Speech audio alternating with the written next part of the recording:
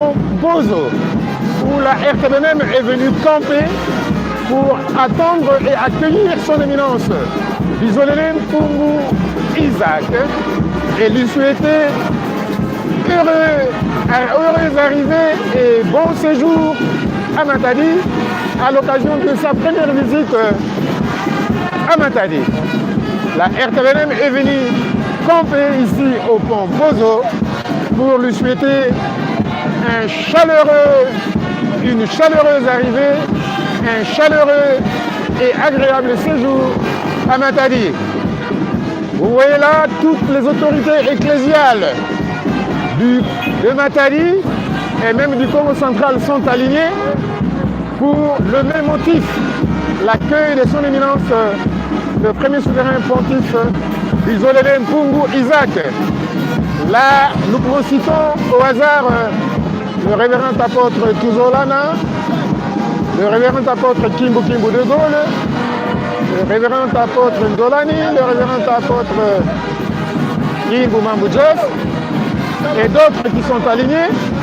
Tous nous sommes venus pour accueillir son éminence le premier souverain pontife de l'EVNM qui va faire son apparition dans quelques minutes. Il a quitté Kinshasa, la résidence de son éminence, le premier de l'éternel du Bizolele Mpungu Isaac, exactement à 8h30.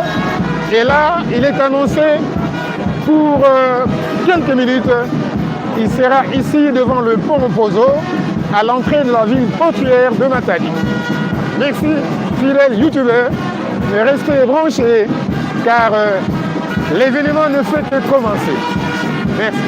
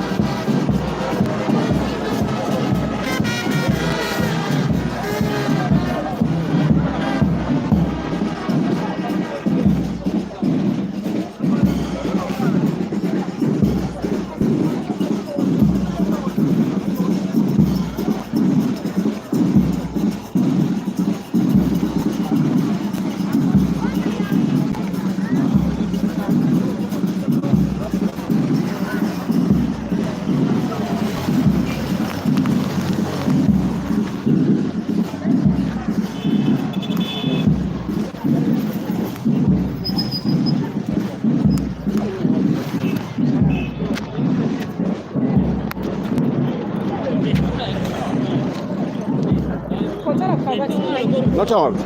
To bando kabolango.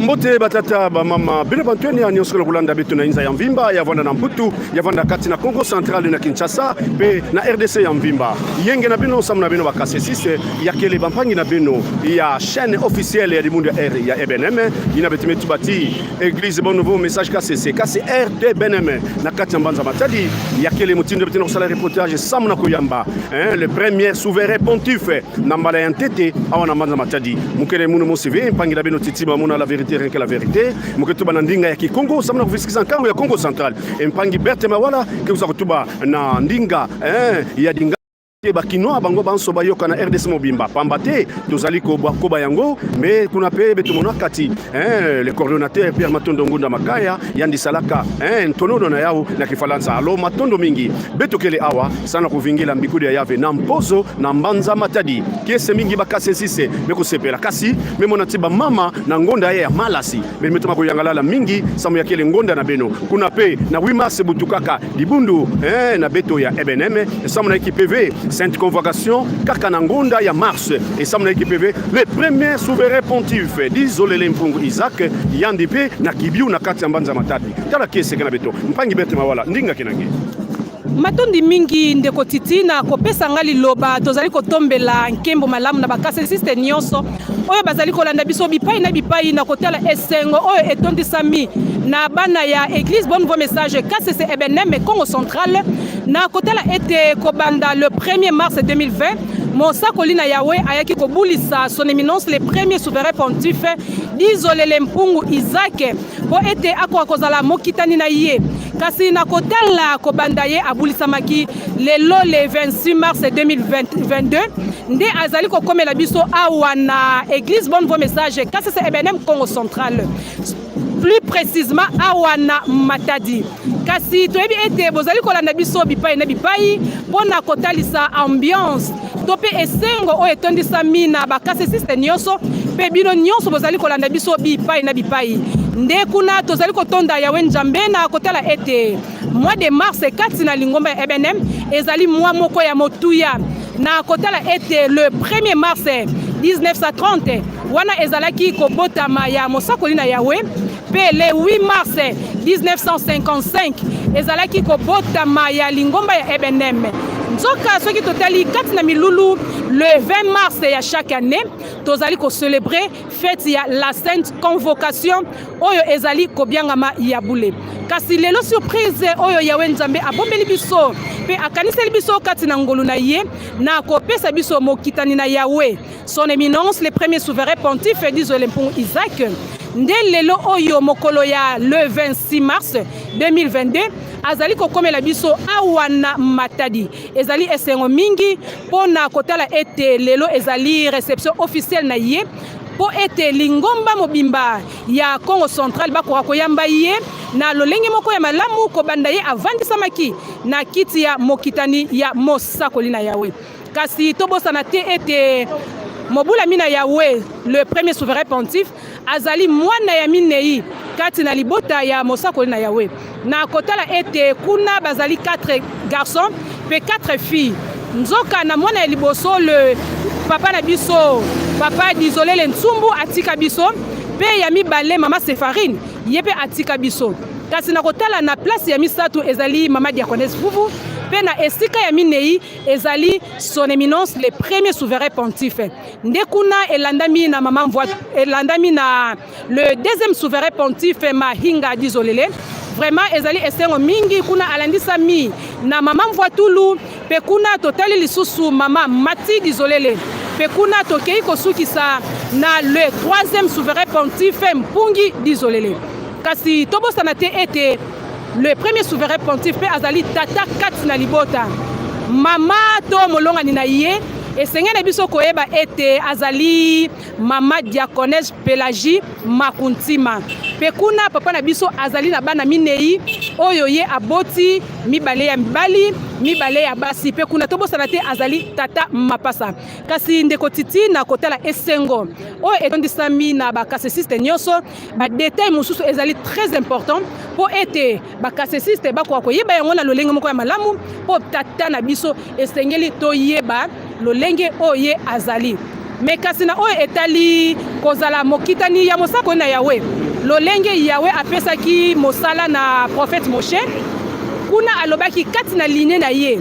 esengeli kobimela ba souverain pontife lelo oyo eye kati na lingomba na biso ya Ebenem mosakoli na Yawe apulisi moko kati na bana na ye na kozala mokitani na ye kasi ezali invention te ezali etinda na Yawe po ezali instruction mokolo na mokolo Yawe azali kopesa ye nde ezali esengo mingi na lolenge bozali kolanda ambiance oyo ezali awa na mpozo na ville ya Matadi na lolenge tozali kozela son éminence les premiers souverains pontifes kasi ndeko titi na kotela ba détail mususu esengeli na yo koyebisa na balandi na biso oyo ezali kati na yo po te ba comprendre na bokebi nyonso importance ya mosala oyo Yawe Nzambe apesi kati na mosakoli na ye pe lelo oyo ezali kokita kati na bana na ye matondo mingi vraiment batata bamama bantwenya beno nyonso na kolanda beto na mbote nyonso na ngunzi ya tsobolo RTBNM mpangi na beto berte mawala mika to kuvua bena na ndinga ya dingala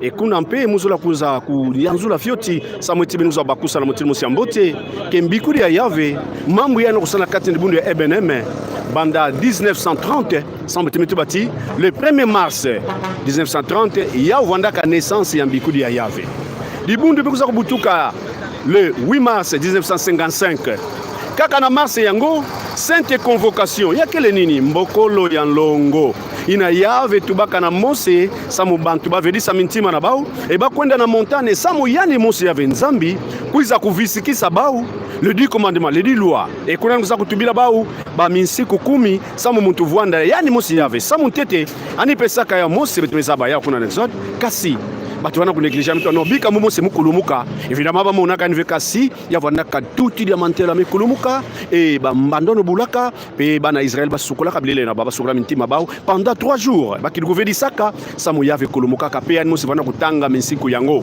et bana ya Israël kuza kutuba na mutimo sambote nsiku miako mia mionso no tunazoziti sana dede mpangi berte ezali kubanga pona koloba ite tokotosa mibeko na yawa biso pe lolenge moko alors mokitani ya Yawe betemete bati ya kele yina tata Nzambi m'inspire mbikudi dizolele samuti yandi kuiza kukusa bana ane tatu ba souverain pontife kasi yantete yandi kele son éminence le premier souverain pontife ina tobokela na dingala mokitani donc ya kele mvingi ina ke vingine na yandi mekasani kentete na luzingo yani bikudi ya Yave inde kuna kulomba mabeto nyoso wila yandi e ya otimbala yantete yandi ke kulumuka na Mbanza Matadi tala mutindu fanfare ya EBNM batata selo nyoso ya Mbanza Matadi milongoki makesa ya kuyunduka pekele awa samweti beto kuza kuyamba na mutimo sambote ina bamika tuka na Mbanza Kinshasa pe betokele awa na mpozo yawe na ngetata nge mama kena kulanda beto kifuno songekele en tout cas si tu na Mbanza Matadi beto mebokela bino nyonso samuna kukulumuka na kinkanda samuna kukuiza na yandi kuvanda fioti nde mutindu kele manaka na beto na ntango ya 10 na sambanu nde kekuza kuyantika lukutakanu ya nene yina betiza kuyamba yandi kasi na manaka na beto kaka mbasi kilumbu ya lumingu nde malongi ya Nzambe kekuza kudukumuka na yani mosi le premier souverain pontife ina mebokela dizolele mpungu Isaac yandi kele mwana ya zoli nzoka nde na kubutuka na bau bana nana me yani mingo mona zoli samuna ki yantete ya bakala ya zoli ya kento bamikubika kabeto mama Césarine samuna keve mutino mutubaka mama Séfarine pe pe yan mosi dizolele nsumbu ina kele tata ya predi gelor nsumbu ke vanaka na kinkanda pe na kati na Mbanza Matadi nde yani mikuvingana na vana bakele ke ya kukirama samuti deuxième souverain pontife betemeza bayandi dizolele mahinga dizolele Apollinaire troisième souverain pontife betemeza bayandi yandi mpungi dizolele bao nyonso bakina kusala kisalo yina bamiko bakwa yina bamiko kuswa na mbikuri ya yave katuka na yani mosi yave nzambi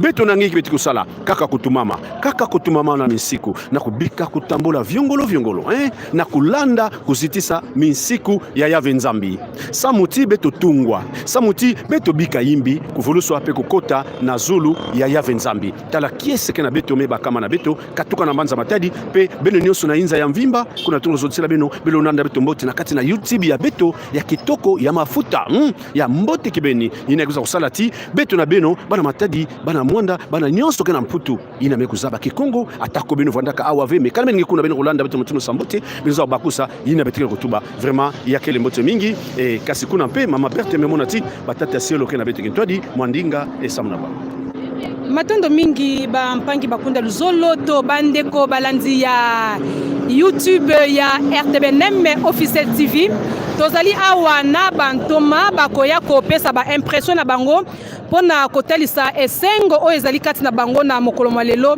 tozali koyamba pona mbala ya yambo son éminence le premier souverain pontife Dizolele Mpungu Isaac munkumba mfumu yave yenge papa yenge kata na beto ngeke na ntwala ya YouTube ya RTBNM bakena kulanda nge inza ya mvimba kukisonga na nkangu samutiba zaba ngeke le tata sielo nani pengeke nani awa na dibundu ya EBNM na mbanza ya Matadi. Merci mama na kupesa muno ndinga mama Bertha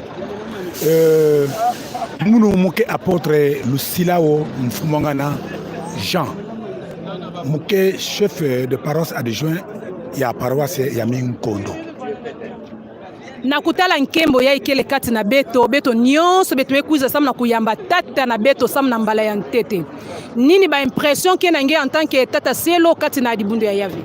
Merci maman na kutala ke yake mbala ya ntete le premier souverain pontife so kuza kitala beto na mbanza ya Matadi ya ntete bekena kiese mingi na ngena kubena kumona ke dibundu nyonso presque ya beto Matadi ba kuma mobiliser donc ufingila le premier souverain pontife kwa kuna iponya ya mpozo kwa betekele kwako parce que yake mbaleni ntete kena kuza kwako dibundu nyonso ke kuyangala la mingi sana kumona yandi ekuyamba yandi puisque yandi mebaka kisalu ina eni baka ina sa kutwa saka dibundu yai me yake mbaleni ntete ne kukitira beto na mbanza Matadi de ya beto nyonso kena kiese na kuyamba yandi banka pamona te yandi kuna ve de yaba mobiliser mingi bakuza kwako sababu kuza mbona pe yandi ya una matondo mingi betuke awa na president ya PGM ya mbanza Matadi yandi diaka ke kuza kukisonga yani mosi na nkangu samuti inza ya mvimba bakena kulanda beto pe andike kuza kutubila beto kati na ambiance ya bakoriste ni mutindu sensibilisation vwandaka samu na nkinzi ya nene kele kati na beto yenge mama Mouno révérend apôtre Kimbu Mambu Joseph Mukele chef de paroisse intérimaire ya Nzanza et puis Mukele président ya PGM awa na antenne de Matadi na nkinze ya nene betukina kuvingila samna mbala ya ntete kukuiza ya tata na beto son éminence le premier souverain pontife Dizolele Mpungu Isaac awa na mbanza Matadi ni mutindu ngeme kubikila bakoriste samutinge kentwa disi na bau awa na kizu na mbanza ya Matadi. Merci beaucoup de la pesa mudia gandinga betikena kuvingila na kiese nyonso bantima kuzibuka maboka kuzibuka sana kuyambani na mbala ya ntete le premier souverain pontife kena kita na Congo central précisément na mbanza Matadi beto betime s'organiser na façon mosi ya mbote miyimbidi nyonso betime kia kukubama sana kutambola na kiese nyonso bao nyonso au échantillon kwa kiao ya fanfare et puis bapangi nkaka mitwadisi mais nkangu nyonso nguna à partir ya arena ya tour de contrôle bakesa ligne comme ça tour de contrôle ti kuna na résidence ya Mosakoli bakera kufingila samba yepesa accueil ya mbote na tata na beto nyonso betike déterminé betike kubama sana kufingila surtout le côté betera ba miyimbi voilà yine ya mona tuba na préparation nyonso na kiese nyonso kikati na beto matondo mingi belo mosi bakundi bilanzi ya YouTube RTBNM officiel TV vraiment makabu nyonso kele mobiliser nde awa betukediaka na tata na beto munku mafumu yeve yenge papa yenge mama Diagones tata na beto bakela kulanda nge inza ya mvimba kati na manaka ya ikele na beto ya kuyamba son éminence le premier souverain pontife Dizo Lempong Isaac awa na Congo central, plus précisément awa na Mbanza Matadi sam na mbala ya ntete na kutala manaka ya dibundu ebenem sam na mois de mars betume kuza kumona ti mois de mars kati na dibundu ebenem yake les riches en événements kubutuka ya dibundu kubutuka ya mbikudi ya yave nzambi nkinzi ya sainte convocation bubu yeye mekuza kubuela madiaka kukwiza samna mbala ya ntete ya son éminence le premier souverain pontife yena kele mvingi ya tata nkulutu Dizo Lempong wa Filuswa Isaac nge en tant que tata cielo kati na dibundu bankinze ya mois de mars ni mutini ngeme mona yao mama Diagones vraiment muza bave nini mutindo betu fwete bulisala matono na yave nzambi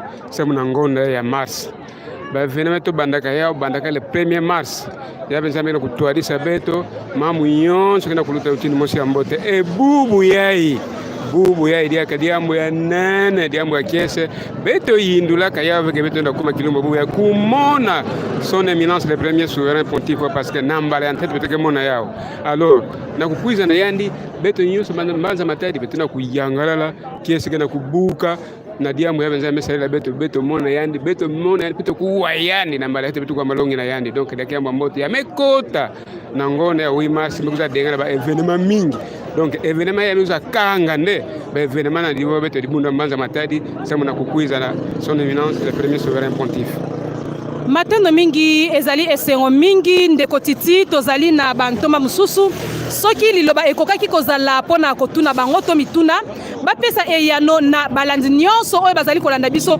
mokili mobimba matondo mingi ndandani kena beto kaka samweti ba tata selo kuna beto kentwadi ba twadisi ya dibundo na beto ya Mbanza Matadi e kuna beto mona tata selo yenge tata. Matondo mingi tata ngekele na chaîne ya RTBNM ya YouTube bakena kumona nge na kati ya inza ya mvimba YouTube officiel télévision donc yina bana Rolanda RTBNM kese nini kena nge na kinbo ya bubiai nkangu pezo la zaba nge parce que mona ngenza mvimba nge kuduzabisa na bao nge nani.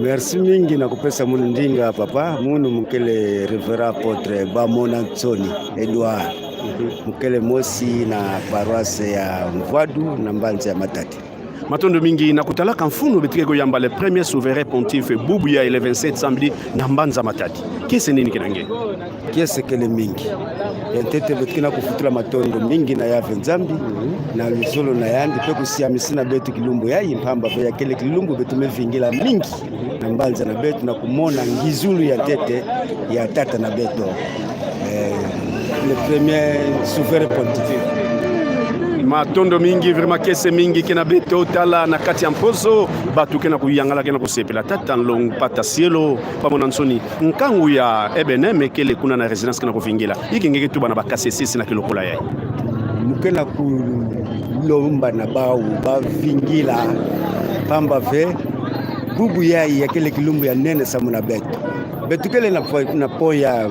mpozo ya ikele chantillon ndambu ya batu me batu nyoso kele kaka kuna bavibirila bavingila tingi zulu ya tata na beto mbosi na tsuka betuke sala ina betuke sala pe kupanzana na beto matondo mingi kaka kintwadi na beno bampangi beno Rolanda beto na ndamu nyanso papa selo kimia na moni ndoto baki Kongo to dingala ki Kongo sabaza bangena inza ya mvimba matondo mingi tata selo kikuzabikisa na nkangu kena kulanda na inza ya mvimba na chaîne na beto ya kitoko YouTube na officiel ya RTBNM ya tata selo zabisa nkangu komodo ngenani pe na nkinzi ya betukena ya kilumbu ya bubi yikengele na tuba samuna yao yantete muna kufutisa matondo mingi na tata journaliste kumbo la munu papa selo toujours na tete Thomas en tout cas bubi ya kele événement ya kaka na Mbanza Matadi événement ya kaka c'est toute première fois betena kuyamba son éminence le premier souverain pontife.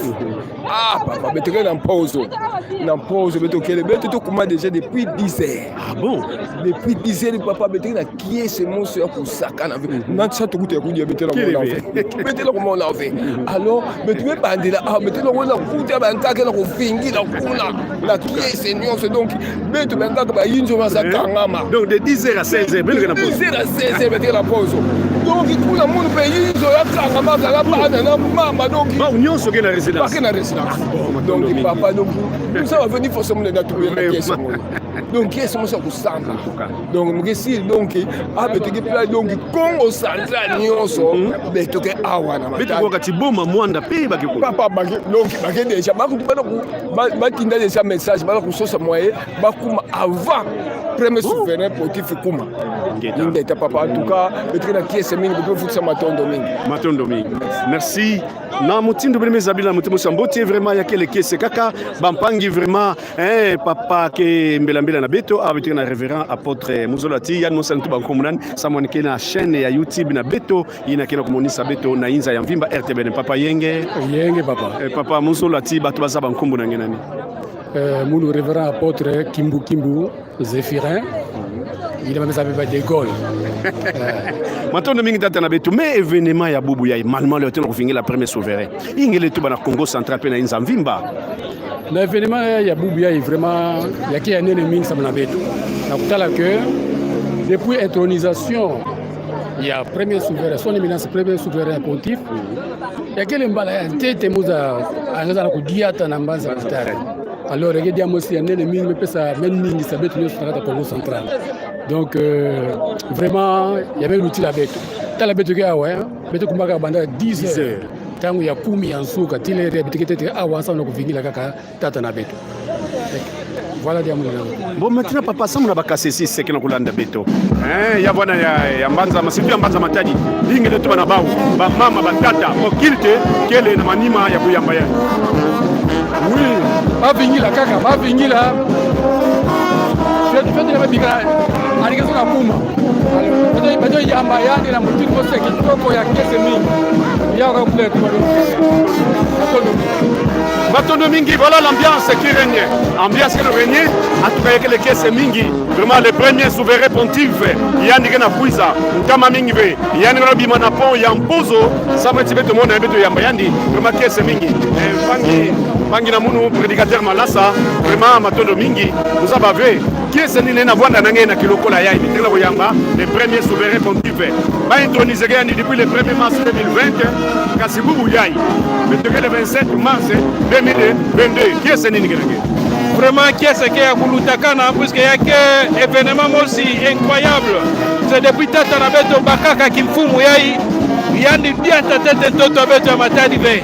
Où il y a son premier arrivé à Mbanza Matadi, vraiment Matadi qui a bougé, qui a Kumingana, Nangizuli à Tatanabeto, vraiment Tima qui a Kuzibuka, Beto na Kuzingira Yandi, Nangunda Nyonso, Yavenzambi Songa Lembo, Kinzi Yai Kubanda Bubu Yai, Tiki Lumu ya Lendi son retour, Yave Bwanda Nabeto Kitwadi Nyonso ya Luta, na Yenge Pena Kiese Nyonso. Hiki ngene natuba sana bakasi se ine gele jakuna na inzo ya bikude ya vesamu na kupingela le premier souverain pontife. Bankaka kete na inzo, bankaka kele kulanda betu musa bawa bingele tuba na bawo. En tout cas Mbanza ke kuningana beto na kumona deja ke Matadi Nyonso bankaka ke na ngina de bayankaka ke na batila bagena kupingila tata na beto. Voilà, merci. Matondo mingi. Voilà l'arrivée de son éminence. Voilà le premier souverain pontife est là. Son éminence, le premier souverain pontife. Voilà qui est accompagné. Et na Tatanabeto. Et Bawina Kenokita, le révérend apôtre Mabengo. Yann Garabeto qui toi dit l'apôtre provincial. Papa Selo Maï. Vraiment, le premier souverain pontife. Amatadi. Vraiment, il y a quelqu'un qui est semingi. Et Zali, na esengo monene. Wite to Zali komona. Bango na basiliko ya. Et Zali esengo monene. Voilà esengo mongi. Le premier souverain pontife. Et Zali ekoya. Ye oyo Zali koya. Et c'est comme Namatadi. yandi mekuwa na kati ya Mbanza ya Matadi yandi kele deja na kati ya Mbanza Matadi kese mingi batata ba mama bino bozali ko nanda biso bipai na bipai vous qui nous suivez de partout la RTBNM officielle YouTube en direct. Je vous dis que le premier souverain pontife est parmi nous. Voilà le premier souverain pontife. Voilà le premier souverain pontife. À Matadi, le premier souverain pontife d'Isolé Lempungu. Isaac parmi nous. Yannick Nametrintoa Yannick Kolumuka. Le premier souverain pontife. Petre Monan Mutimu Sambote. Le premier souverain pontife qui n'a pas été toadi. Nakati Mbanza Matadi. Batumeka tu Mbanza Matadi na Mutina Mutindu. Yakele kese mingi. Yakele matondo mingi. Voilà Bandeko Bozali Kolanda na Bokebi Nyonso. Le premier souverain pontife est parmi nous à Matadi. Et Zali Esengo Minga Zali ya Malembe Malembe. Poete akoba bongo. Ba mona ye tomoni ye na ndenge moko ya malamu. Et Zali matondi na Yahweh poete asili ko komela biso. Et ye wana Zali ko kita Malembe Malembe. Voilà Bandeko Azali Koleka Azali ko ya Malembe Malembe. Le premier souverain pontife. Isolé Lempungu Isaac. Bazali ko pesa ye ba honneur oyezali na équipe ya sécurité. Voilà.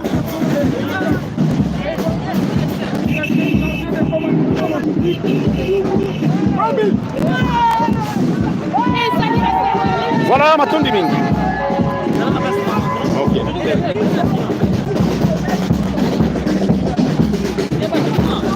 Masa lokolo. Tongo na lokolo tuma.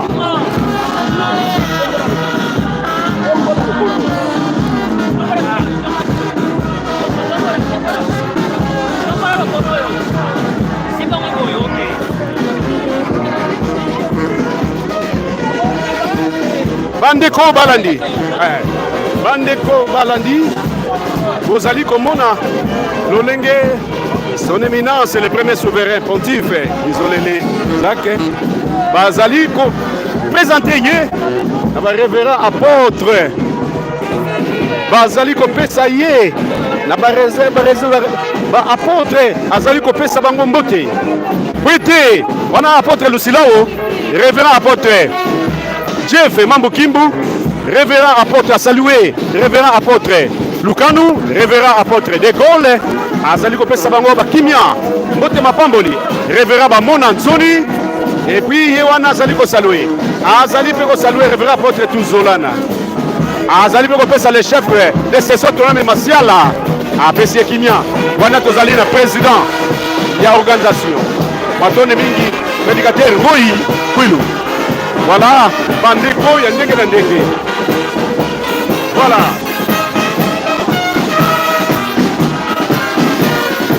Voilà, Ezali Esengo Monene. Esengo Monene, le premier souverain pontife. Yewana Zali Koleka. Yewana Zali Koleka. Azali kati na biso, kati ya mboka ya Matadi. Ezali Esengo mingi. Voilà.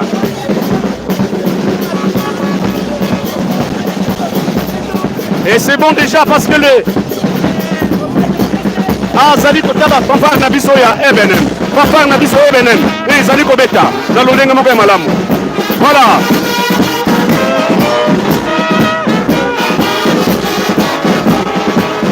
Les premiers souverains pontifes Isolé Lempungu à Matadi. Vraiment c'est bon. Et Zali Esengo Monene. Et Zali Esengo Monene. Pafar de l'Ebenem et Matadi. Congo central.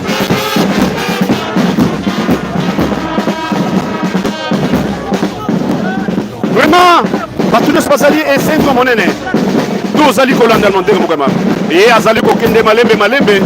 Pouete, Makota Native pour Kende na résidence. Azali Kokende na résidence. Voilà.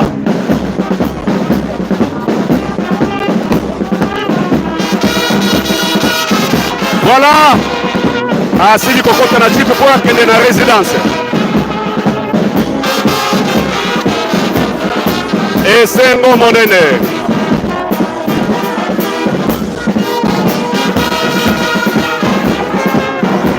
Et Sengo Monene Bakase Sise. bazali kosepela na lolenge moko ya malamu. Esengo monene bakasesiste ya Mbanza Matadi bakena koya na motini mosi ya mbote Samweti le premier souverain pontife na kati ya Mbanza Matadi.